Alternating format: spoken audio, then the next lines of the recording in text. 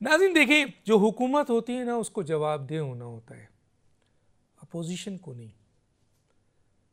कल की अपोजिशन आज की हुकूमत हो सकती है और आज की हुकूमत कल की अपोजिशन हो सकती है। जवाब हुकूमत को देना है। अब जो इस वक्त मौजूदा सूरत हाल है वो बहुत ही गमगीर है, और ख़ास तौर पे सैलाब के हवाले से। क्या जो ये सैलाब आया है, ये जो बदतरीन तबाहकारियाँ हो रही हैं, अभी तक हो रही हैं, उसकी वजह सिर्फ कुदरती आफात है? जब हम पूछते हैं तो कहा जाता है नहीं नहीं, ये सिर्फ कुदरती आफात नहीं है, ये मिसमैनेजमेंट भी है, ये बदइंतज़ामी भी है, ये आपके बैड गवर्नेंस भी है, ये करप्शन भी है। सब मिलाकर उसकी वजह से ये आपकी तबाहकारियाँ हैं। तबाहकारियों में अभी खेत खलियान, आपके मवेशी मारे गए, इंसान मारे गए, बस्तियां उजड़ गई हैं, इंफ्रास्ट्रक्चर तबाह हो गया है, और जो आपने इंक्रोचमेंट की थी वो सामने है, बड़ी तबाही है। तो इसका आफ्टर इफेक्ट क्या होगा? आपने कभी सोचा है? उसकी कोई प्लानिंग नज़र आई पहले भी और आज? कुछ नहीं।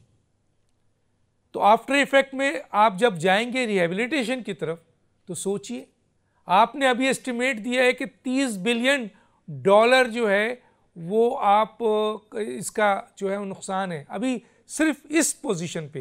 लेकिन जब सैलाब उतरेगा तब पता चलेगा कि कितना बड़ा नुकसान है और कितना अरबों डॉलर की इसमें इन्वेस्टमेंट है। कहाँ से लाएंगे आप? हुकूमत कहती है कि हमें मदद की ज़रूरत नहीं है। आप सोचिए, हुकूमत कह रही है हमें मदद की ज़रूरत नहीं है। क्यों? आप कर्ज तो ले रहे हैं, कर्ज पे मुल्क चला रहे हैं, मांग रहे हैं, लेकिन आवाम के लिए, जहां आवाम को रिलीफ देना है, आप कहते हैं कि हमें किसी की मदद की ज़रूरत नहीं है। तो इसकी दो वजूहात है।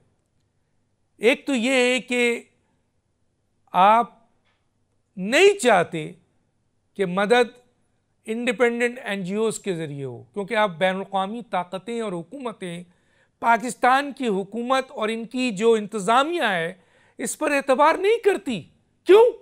क्योंकि 2005 में जो ज़लज़ला आया, अरबों डॉलर पूरी दुनिया शामिल हुई, बांग्लादेश भी, इवन भारत भी शामिल हुआ, तुर्की, ईरान, अमेरिका, यूरोपीय यूनियन, अरब कंट्रीज, सब ने आपकी मदद की। वो अरबों डॉलर जो आपकी तरफ आया, क्या आपने देखा कि आज तक उसका इफेक्ट मौजूद है? मुतासरीन तक वो पैसा नहीं गया। बहुत बड़ी करप्शन हुई, कमेटी बनी, लेकिन किसी का एहतसाब हुआ नहीं हुआ। 2010 में फिर सैलाब आ गया, और उस सैलाब का नतीजा ये हुआ कि 2010 के सैलाब में फिर बैनुल-अक़वामी इदारों ने, अक़वाम मुत्तहिदा ने अपील की और लोगों ने आपकी मदद की। वो पैसा फिर आया, लेकिन मुतासरीन तक नहीं पहुंचा। फिर करप्शन हुई, फिर मिसमैनेजमेंट हुई, फिर नाअहलियत दिखाई गई, फिर कोई प्लानिंग नहीं, पॉलिसी नहीं, पैसा ज़ाया हुआ। तो जाहिर है कि ये इत्तलात इतनी मेजर करप्शन की बाहर भी तो जाती है, वो मॉनिटर करते हैं। फिर 2022 के सैलाब में आप देखिए कि बड़ी मुश्किल से बैनुल-अक़वामी ताकतों को कन्विंस किया गया, बैनुल-अक़वामी हुकूमतों को, दोस्त ममालिक को, इमदादी जो NGOs हैं उनको, और दूसरे जो आपके मुख्तलिफ इदारे हैं, और उन्होंने 11 बिलियन, बड़ी मेहनत के बाद $11 बिलियन जो है वो पाकिस्तान को देने की बात की गई। आज 3 साल हो चुके हैं, 2025 पे हम खड़े हैं, उसका बेशतर हिस्सा पाकिस्तान को नहीं दिया गया। क्यों? क्योंकि वो कहते हैं कि हम आपको डायरेक्ट पैसे नहीं देंगे, हम NGOs के जरिए देंगे, इंडिपेंडेंट NGOs के जरिए हम आवाम तक लगाएंगे। तो फिर आप नारा लगाते हैं कि हमें तुम्हारे पैसे नहीं चाहिए। क्यों नहीं चाहिए?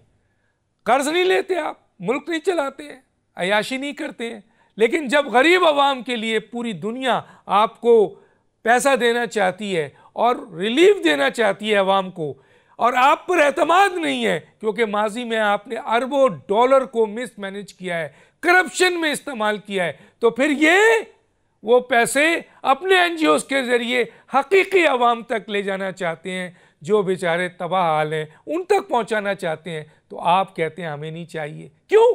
क्योंकि अगर आपको नहीं दिया गया तो फिर ये जो पूरा एक सिस्टम है इंतज़ामिया करप्शन का, उनको कोई फ़ायदा नहीं है। आवाम तक पैसा जाएगा और उनको रिलीफ मिलेगा तो आपकी तो जय जयकार भी नहीं होगी, आपकी तारीफ भी नहीं होगी, और उसका नतीजा ये होगा कि आपके जेब में भी पैसा नहीं जाएगा, चुनांचे फिर हमें पैसा नहीं चाहिए।